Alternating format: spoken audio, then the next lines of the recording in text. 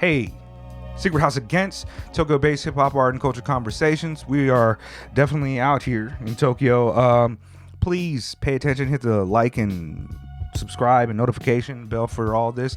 Here's people on the screen right now that we rock with consistently, our affiliates and people that we love, and also patrons at the end of the show. You guys can see that, people to support us. Today we've got together, me and Jet. We were supposed to have other people here, but I'm not sure what happened. But yeah, today me and Jet are here to talk about the new Blockhead album. It's called The Ox. 15 tracks, 56 minutes, a nice full-length project. Came out on November 17th. Now, to get into it, Blockhead is a New York born and bred producer, composer, engineer artist who's been rocking in the underground independent hip hop community for like most of my adult life and even some of my teenage life. I was listening to, Float when it came out. So, I'm a big A$AP Rock fan, so that means I'm a big Blockhead fan. Yeah. How about you, Jet? How are you from... We didn't do Blockhead before. Must have, yeah. Well, we did Garbology, right? There we go. I mean, I'd say I've been a casual fan for a while. Like Ace, I'm not really in deep. I wouldn't say I'm like a hardcore fan like you are, but I enjoy it. And also, Hit Me With Your Rhythm Stick was my jam when I was a kid. Okay. That was a joke for the British watchers. Okay, I don't get that because I'm not a British watcher. But yeah, fucking Blockhead has produced and released several albums. So many albums. I don't know, Jed. Free Sweatpants was like one of the last, and Garbology were like one of the last kind of MC centric albums that he put out. He does a lot of your kind of towards old Ninja Tune work and shit like that. In fact, I was with fucking 6'2" last weekend, and we were talking about his old touring days with Blockhead. We're talking about the new album and how 6'2" was able to further his career by putting out and touring off of these kind of like hip hop IDM beat albums, and Blockhead's been eating off of those for a long time. He's also put out a lot of work with a lot of quality artists. Like there was a project with Liphead with Elliot Lip, who was another one of those kind of hip hop centric IDM producer, beat maker type of artist. Couple of those over the last few years, and all of them are consistent in quality. They're always interesting, they're always varied, and they always have this air of blockheadiness.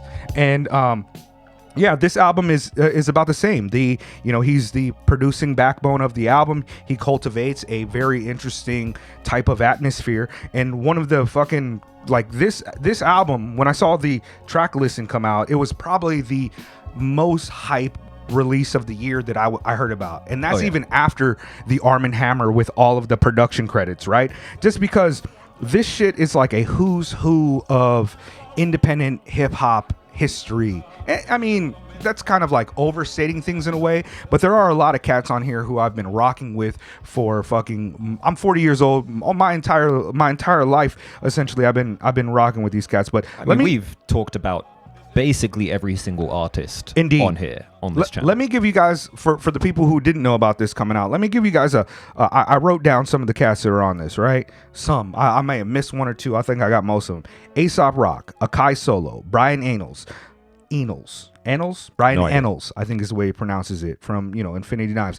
Billy Woods, Breeze Bruin, Bruiser Wolf, Casual, Creature, who goes by Creaturenomics now, Curly Castro, Danny Brown, Def C, Despot, Fatboy Sharif, Elucid, Koreatown Oddity, Navy Blue, Open Mike Eagle, Primrock, fucking RKX Nephew, Ugly Frank, Quelle Chris. It's like fucking, what more could you ask for? That's like an entire fucking, I don't know, that's a festival. You know what I mean? That's a fucking festival. That'd be the illest fucking hip hop lineup. And a track with Breeze Bruin and Casual on it.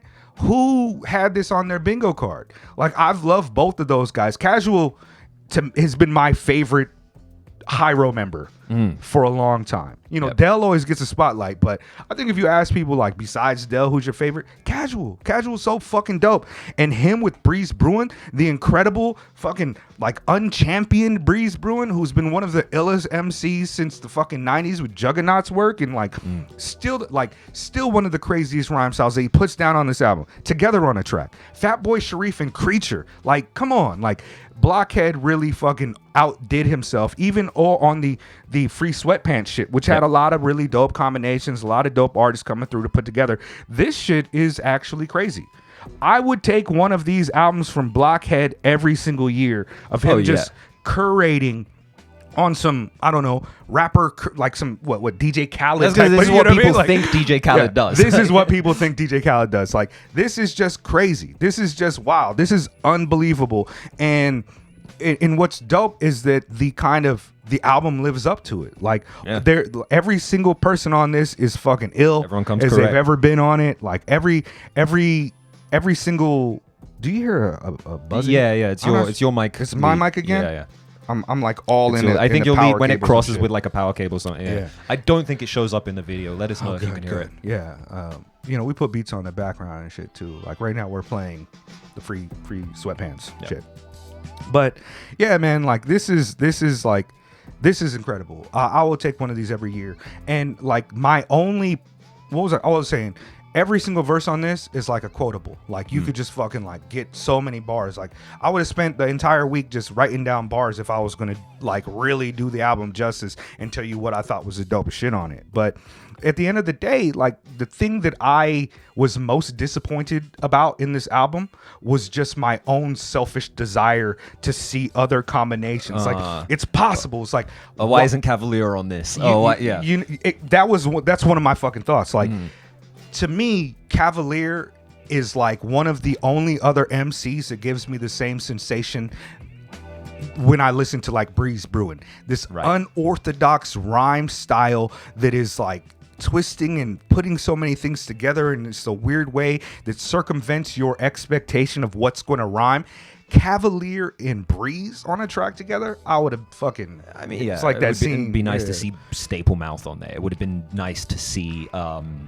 Riff Napalm on there, like Sketch 185. But I mean, how much can you ask for? Right, right? Joshua Virtue, there's a million MCs Earl, there's like a Mike, there's a million MCs that would have been cool if this guy was on here. It would have been cool if that's why I want more. That's why I want more. Like give it all. Like but that's the only thing to really complain about on the album for me. The rest of it is all of just a fucking argument. It's that seventh element of hip hop of arguing who's better, who's the best, what song is better. It's like, what song do you like? Like.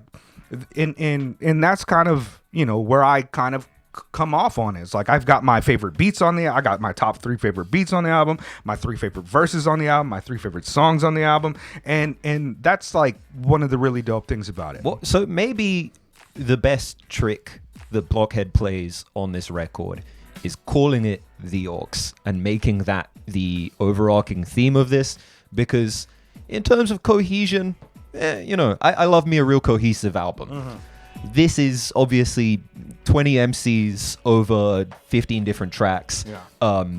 It doesn't feel, necessarily cohesive in the sense that you would expect traditionally from a hip hop album. Sure. But also the theming of it being the Orcs. You imagine, you're just at a party with 20 of the dopest MCs on the planet and the Orcs is getting passed around. Word. Or like Blockhead's in the booth and people are just coming up and spitting. It has that same sense of a relationship unfolding between these artists that you got on the Garbology joint. I didn't really much care for that album, but one thing that I think is really special about it is the fact you really feel the friendship between Aesop Rock and Blockhead. These two artists who have been working together for damn near 30 years at this point. And you get that from this record too. It's like Blockhead invited all of his friends. Yeah. And it ties together so much better than it feels like it should, considering, this should be by all logic, this should be a too many cooks situation. Right. And it's not. Yeah, and one of the things that's also interesting about it is that Blockhead is able to cultivate, like, with his production style and the way that he does his, sampling, layering, and adding other musical elements to the songs. There's such a variety of different types of samples on this album, but they all have a kind of like elevated production approach that Blockhead is so known for, that it kind of gives it a cohesion without it not really being the album, conventionally cohesive. The album sounds expensive. True. Which, this album has like a gloss and a sheen to it that you would expect from a DJ Khaled album. It sounds I think Elspade would love this record. Yeah. We should have probably got him on for this one, but like we just had some difficulty like with timing and stuff like that because we've been going through it a bit. Yeah. But like, the album sounds so good, just sonically on a very basic audio level. Like it sounds really, really good. So for one person to be doing this much work is absolutely stunning. Word. Just to hit a couple of the tracks on the album, like the AAU tournaments with Billy Woods and Navy Blue. They're both so dope on that. Billy Woods is like, that vibe is so dope. That kind of flute plus 3 verby layering that they're doing on that is so dope. And Woods is always going to say the fucking illest shit. Like, I sleep on the floor. I'm the best, but really no better than y'all. Everything you need to know about America is inside any 99-cent store. From the start, rhyme wrong. I fucking love Woods. And, like Navy Blue, who I'm a big fan of him. I didn't necessarily love his last album. That's more of a me type of thing than it was the quality of it or whatever. But niggas is flagrant, bro. Like some of the one of the things that struck me is funny, and this don't mean nothing. It's like this is something been going on in hip hop forever, right? Especially if you black, you know what I mean, like just from the UK, but like I grew up and I've been hip hop the whole time. I had white homies at the ciphers, Mexican, Filipino, everything. I'm black and Filipino myself and shit. But niggas is so flagrant to be on like the white homies production album and talking the type of shit about white folks that they do. Like, Navy Blue start off his shit like Whitey cowered at the sight of me. A racist got the face of a caveman.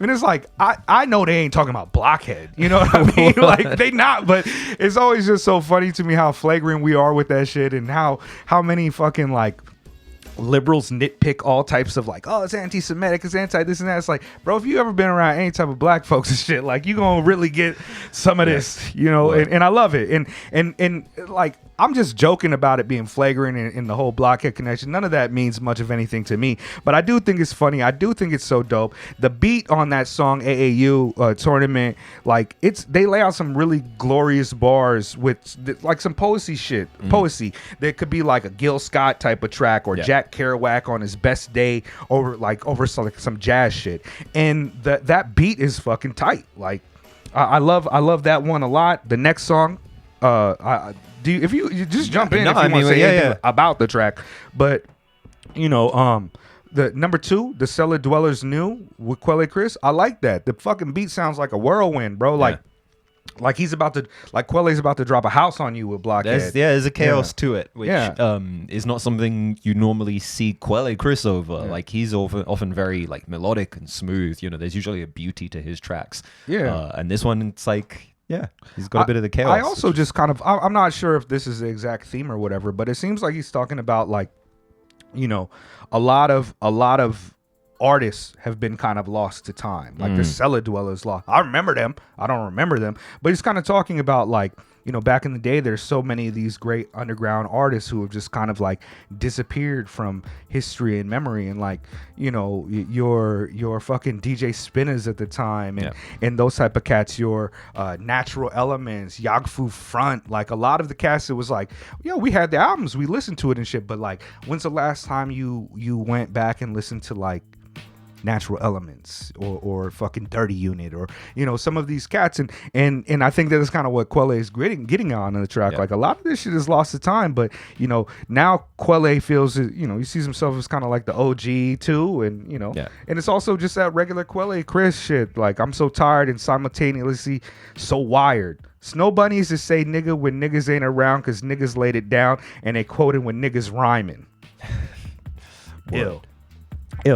To be honest with you, and you guys know I'm a huge the viewers will know that I'm a huge A$AP Rock fan, and Float is one of my all-time favorite albums. When I first heard that, as it kind of dropped, I was sold, and I've been along for the ride ever since. The one of the songs I don't like on the album is Mississippi. Okay. Yeah, and it's just like a connection with the beat for me. It's like a kind of schoolhouse A$AP Rocks, like it has a kind of bouncy kind of fun to it, but A$AP is dope on it. The beat is dope. It just doesn't connect with me musically. I don't really care for it, but I guess I guess that's kind of how I felt about the Garbology joint as well. So that makes sense. Yeah, it was like, everything about it is dope. But if the components are all dope. I think relative to the rest of the album, maybe also it's just because I expected this from the album. You know what you're going to get when you get Blockhead and Ace together in a room. It's dope. The MCing is dope. The production is dope. Maybe the track doesn't always resonate in the same way that some of his other stuff does. It also might be like some like fucking subtle latent bias of me just thinking about Mississippi and being like, yuck. Because I'd be like that, but you know what I mean. I'm British. I have no opinion on Mississippi. Yeah, but you should be against Mississippi anyways. Okay, well. No, I'm just saying. While we bullshitting, like, another one of my favorite songs on the album is Mastering How to Land with Koreatown Oddity. And Open Shouts Mic. out Korean Zombie. Koreatown Zombie. You see how I fucked up. Yo, shout out to our MMA listeners and shit. We just heard that fucking Michael Venom Page is going to be fighting Kevin Holland soon. Yeah. Leaked. But yeah, no, I really, I'm a fan of Koreatown Zombie. Oh, he did it again. Koreatown Oddity. What was the joint? Dominique's Nosebleed that came out like 2 years ago. Incredible artist. And on this, man, the chorus is so dope. Him and Open Mike Eagle are so dope on this. What does he say? Sleep to dream, because being woke can't get you no peace. To the apple pie we eat is sliced up equally. It's a dope track. It's a really dope track. Oh, obviously, Open Mike Eagle's going to come through. Middle Age, the Warhead is Negasonic.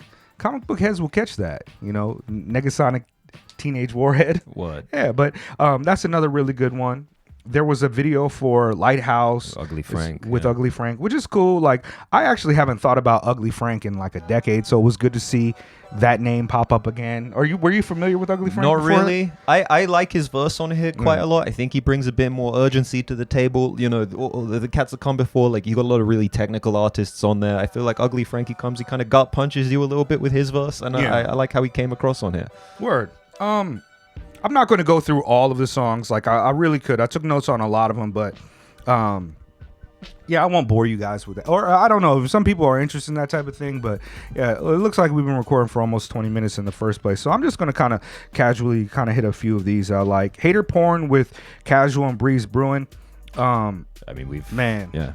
That Breeze verse, I like that verse from him a lot more than I like his verse on Ponzu Sauce with Aesop. Okay. I do really like that Ponzu Sauce joint, especially Ace's, like, he does like a polyrhythm flow over the top. He's like rapping in 3/4 over the beat, which is in 4/4, and then it like comes back into like some math rock shit. That's one of my favorite verses on it. Yeah, he's wonderful. But now I feel like Breeze really he was serious about this shit. He was like, yo, check, I'm with Casual. Like, he's known Casual probably his, the whole career and shit too. I don't know what their relationship is like, but he starts off with like the Casual reference, the Casual album reference, and Casual be on that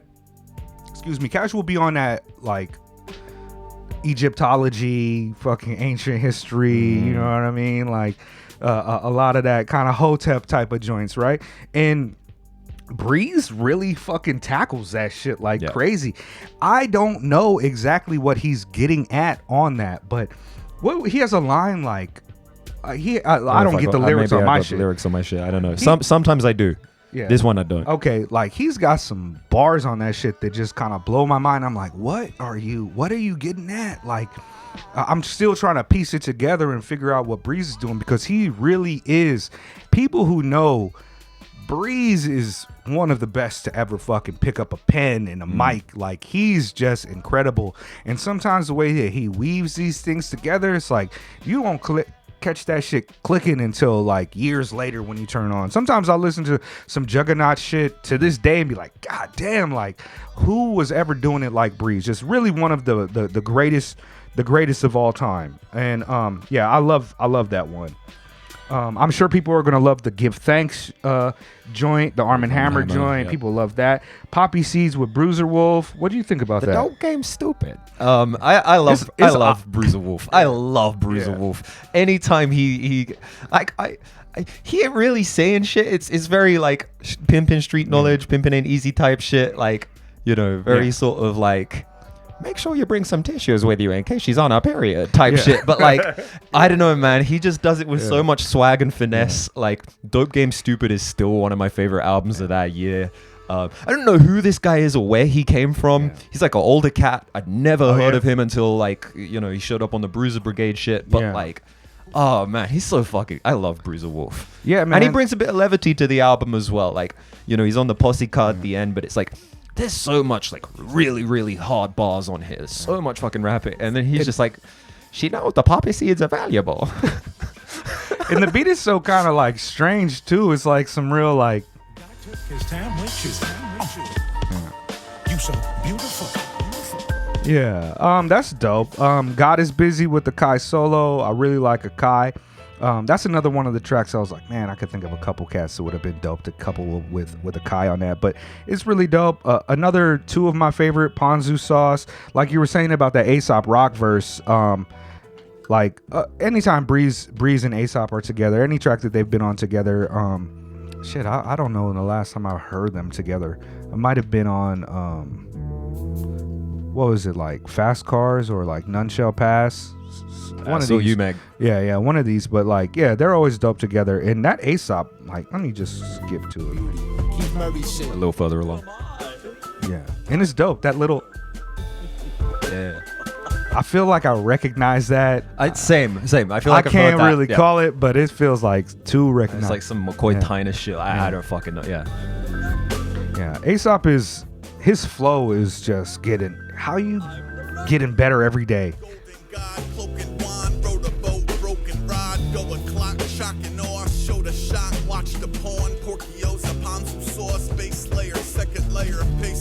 Respirator, puppy coat, papa large. Every sock is a la carte. Every sneaker coated bronze. Orphans on the Olive Garden, throwing pasta, quoting Nas. Mama's boy, angel face, demon goat, Dr. Y, steak and shrimp, paper plate, Bushido code. Channel 3, stick and move, man, the shit. Yeah, his scheme on this is so crazy. I'm also in anytime somebody references like fucking Cool Keith's. Like, yeah, I'm Papa Large too. Tough, unannounced, under siege, hold his breath 100 hours. Hudson River, Lucky Shark, run with scissors, rumble pack, ultra distance bumper cars. Yeah, run with scissors, rumble pack. That's that N64 shit, right? Yeah. Yeah, man. That one is great. What did you think about the most talented MC on this album? RXK Nephew. RXK Nephew. Yeah. He's the GOAT. There's literally no context. I'm not even like a trace of irony.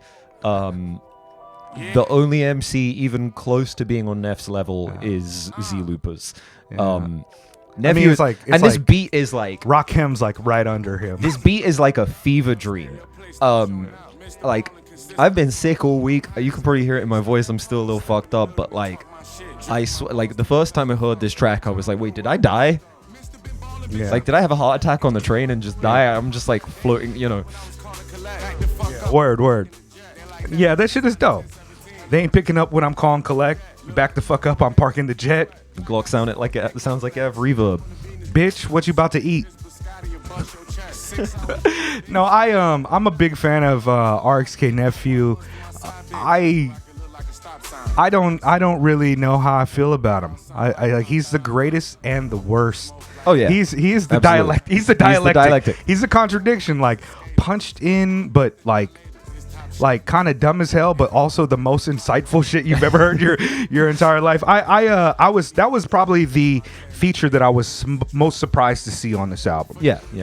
We've done episodes on RXK Neff, but yeah, that shit is great. I love Sad Vampire with Brian Annals. It brings we were talking a little bit about popular culture and pop music before we started recording, and obviously like Brian Annals, Infinity Knives, not pop, but this is like peak pop sensibility on this album. It's catchy, it's engaging, it's melodic, and he also gets off. I really like the way that he's kind of, it's almost like that the Torment shit where it's like you take a pop sensibility and you twist it and you make it hella left, and you make it hella leftist. And like Brian is always talking some leftist shit, and he's never talking like Kwame Ture or like any academic. He's talking like a fucking like not even a union leader. He's just like, yo, fuck that shit. Like we fuck waking and grinding. We back to taking naps. We bringing naps back. And you know, like, but me and the Ghost of Nat Turner had blood transfusion. He's just so ill. And what? I'm covering bases, white sheets. They used to cover their faces, and now they protected by badges, so your car is impounded and there's blood on your faces. And the way he just puts it out there is so dope. He's one of my favorite new artists that I say new as in like I'm kind of new into his music, maybe like 2 or 3 years now, but consistently somebody that I look forward to see and really glad to see him working with other producers, especially somebody of the caliber of Blockhead. I'm always looking forward to more Brian Eno's work. If you like him on this album, check out King Cobra. Check out the album that he dropped last year with Infinity Knives. That was one of my favorites of the year. There's some really fucking dope jams on that, and just a really, I think, important and dope artist to pay attention to in the future. Then we've also got Gargamel with Def C, Shrapnel. So dope. Like, you're always getting dope from them. Yeah. I'm going to say one more thing about, I'm going to say 2 more things about the album and then just move on to the favorites and shit. Sure. Because we've kind of been rocking for a minute, right? 1970s post-apocalyptic skin flick featuring our boy Fatboy Sharif and Creaturenomics. It's no secret, we are fucking marks here for Fatboy Sharif. Oh, yeah. Every project, we fucking love it. We support him 100%. This is another example of why I just fucking... you know what, Fatboy Sharif, just give me a singing album. You don't even have to rap. Just sing for me, bro. Because I'll be like, some reason... Whatever comes to your mind first. You know what I mean? Like, I straight up, like, I'll wake up in the morning and I'll be like, Fatboy Sharif. I just fucking love Fatboy Sharif. And to see him with, like... I haven't thought about Creature in a long time. Like, since, like, Posse Slash, maybe. Like, old S.A. Smash type of era. When it comes to Creature, and I didn't know he was doing things. I didn't know he changed his name to Creaturenomics, but I'm glad. I think it's the same Creature, right? Correct me if I'm wrong, but I'm pretty sure this is the same Creature and shit. I didn't do my homework. I didn't do any homework for this, so I might be wrong about all the details here. But fucking yeah, phenomenal. Just to see an artist like that. He's like a cellar dwellers new type of artist. Like what? If you knew, you knew. And if you didn't, you probably weren't part of this culture at the time and shit, right? But I love that track. I don't even know what is being said a lot of times, like eating arch rivals, like all that type of shit is ill. And now that's what I call Posse Cut Volume 56. That should have been the name of the album. Like, that's what I call, like, yeah, now that's what I call music, fucking whatever. But Despot back, Danny Brown, Bruiser Wolf, Billy Woods, what a fucking odd beat. This isn't like exactly what I would think like a song called this would sound like, but you can do no wrong. This album's fucking phenomenal. Yeah, and great contrast across the different artists on there. Obviously, having Danny Brown and Despot on there felt like a callback to the Mr. Motherfucking Esquire joint. What was that? The Last Huzzah. Okay, yeah. Which is a song that seems to have just disappeared from the internet. I don't know if you can find that shit now. You know what? Okay, go. But no, I mean it's just hard. Shit's hard, and it's got Bruiser Wolf on it, so I'm happy. You know what would have been crazy on this album for features? An Aesop Rock LP track. That would have been crazy. I mean, I don't know how the relationship is anymore. I'm just speaking strictly as a fan. Like, I wasn't from the East Coast. I wasn't privy to kicking it with those guys or, smoking cigarettes with them or anything like that. But I don't know how the relationship ended, but I'm just strictly talking as like a fan of the art and that era. I just would have been like mind blown. But we got a lot. Blockhead did the fucking best, and I hope that there's more of these. I want more of these. I just love to. Not only do I like to see, hear this music, but I also like seeing some of these artists who are not like. This is an album that kind of meets that cross section of like the new underground hip hop artists for 20 plus years, and then you got guys who are newer to the scene and are making waves and changing things up and leading the charge into the future. Cats who are like getting into like navy blue, who didn't come up in the in that era of like emerging underground independent hip hop, like they might pick this up and be like, yo, who the fuck is Breeze? And then go back and like, oh my god, like this really is kind of like bridging the gap between these two kind of generations of hip hop fans. It gives love to the new cast like Akai Solo, and it gives love to the old guards, the pioneers, the people who have been putting it down for decades. And I love that. Like, and who better than like a Blockhead to lead the charge on this? As much as I love this album musically, I also appreciate this album because of that. Yeah. Like, this is just great. I doubt that this is they're fucking me up this year. I've got so many albums like So many top 10 of the great year, records, yeah. top 10 album of the year, and we're gonna have our list coming up soon. But this one, I don't know if I could leave it off. It feels fucking illegal. Like it feels like What? it feels like like if I do that, my brother Kari, who I haven't talked to in like a year and a half, is gonna call me up and be like, "Yo, you're fucking grounded." Like, you know what I mean? Like you can't go outside. Yeah, this one is amazing. This one I love. Let's do some favorites. Right? Okay. All right. I don't know if All right. Let me do it because you're going to list 8 tracks. Okay. So Yeah, you see I top got 3 15. AAU tournaments, Poppy Seeds, Ponzu Sauce, and now it's what I call a posse cut. Mine are Mastering How to Land, Ponzu Sauce, Hater Porn. I'm just gonna keep it there because I don't want to get too crazy. all right. My favorite verses on the album: Okay. Aesop Rock on Ponzu Sauce, Koreatown Oddity, and Breeze on Hater Porn. Those are crazy. My family. Yeah. Yo, with the runner-up being the Fat Boy Sharif shit, like, My family. yo, fucking, yeah, pay attention to this one. Are you fucking silly? Come on. This is some. Can I put a hashtag real hip hop? We got a little button. Real hip hop. Fucking yeah, man. Eminem. You know who should have been on this shit? Blockhead. You should have been fucking rapping. What happened to Party Fun Action Committee? Do you know that No, album? I'm not familiar. No. I got some shit to put Jet onto. Okay, I what? don't even know if that's on streaming. But no, yeah, Blockhead should have did a verse on this as the fucking weird Jewish rapper, New York Jewish rapper guy that he did on the Party Fun Action Committee, which was kind of like a maybe like a Paul Barman type of you know what I mean? But yo, yeah, shout out to Blockhead for this one, man. It's fucking amazing. Fire.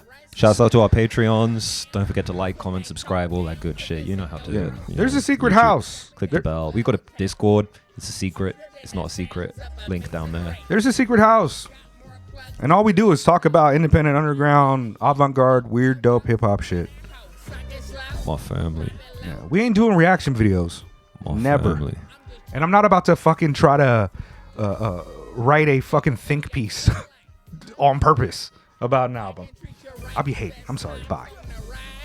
You know who I'm hating. I'll be hating.